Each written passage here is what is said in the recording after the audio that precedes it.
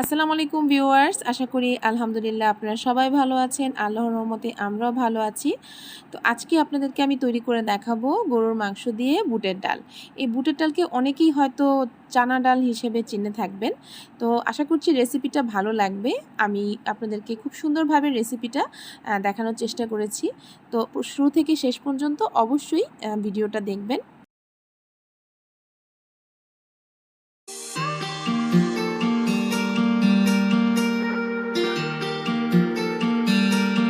বুটের ডাল রান্নার জন্য এখানে আমি কড়াইতে প্রায় 2.5 টেবিল চামচের মতো সয়াবিন তেল দিয়ে দিলাম। তেলটা গরম হলে দিয়ে দিচ্ছি গোটা গরম মশলা, এলাচি, কালো গোলমরিচ, লবঙ্গ, অল্প একটু জয়ত্রী, দিচ্ছি 2টো দারচিনি এবং প্রায় 1 কাপের মতো পেঁয়াজ কুচি।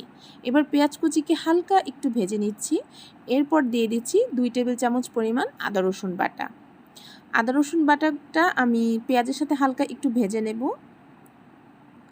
এরপর একে একে মশলাগুলো দিয়ে দিচ্ছি লবণ স্বাদ মতো, 1/2 চা চামচ দিয়ে দিলাম ধনে গুঁড়া, 1 চা চামচ হলুদ গুঁড়া,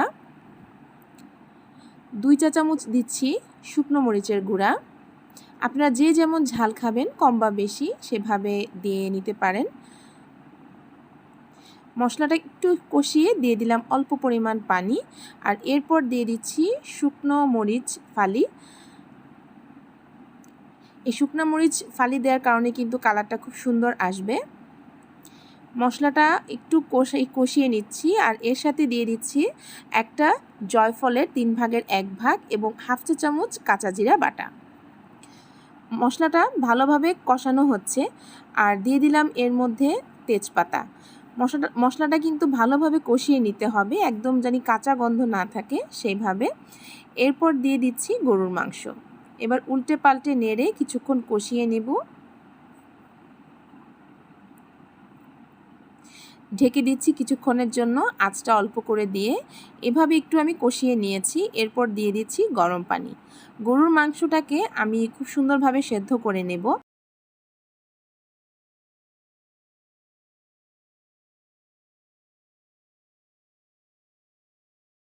দেখতে পাচ্ছেন মাংসটা কষানো হয়ে গেছে। এই পর্যায়ে কিন্তু মাংসটা হালকা একটু শক্ত আছে, বাকিটা বুটের ডালের সাথে সেদ্ধ হয়ে যাবে।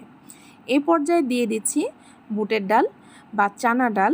এই ডালটা আমি প্রায় 5-6 ঘন্টার মতো ভিজিয়ে রেখেছিলাম। এরপর দিয়ে দিচ্ছি 2টো পেঁয়াজ এবং 4টা কাঁচামরিচ ও 2টো এলাচি বাটা। এতে করে ফ্লেভারটা খুব ভালো আসবে। আপনারা অবশ্যই এই মশলাটা দেওয়ার চেষ্টা করবেন। এর সাথে দিয়ে দিচ্ছি সামান্য একটু লবণ।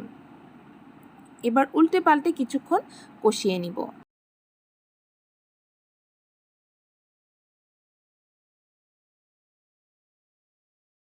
কষিয়ে নেওয়া হয়ে গেছে। এবার দিয়ে দিচ্ছি গরম পানি।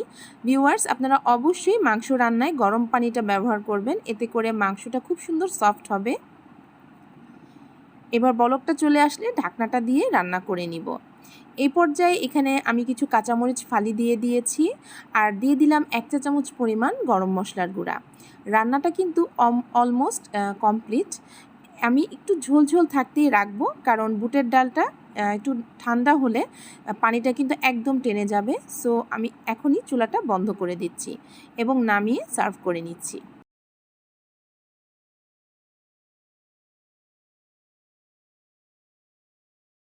আশা করছি আপনাদের কাছে রেসিপিটা ভালো লাগবে। ভালো লাগলে অবশ্যই রেসিপির জন্য লাইক করবেন এবং ফ্রেন্ডসদের মাঝে শেয়ার করতে পারেন। আর আমার চ্যানেলটায় যদি আপনারা নতুন হয়ে থাকেন তাহলে চ্যানেলটি সাবস্ক্রাইব করতে ভুলবেন না।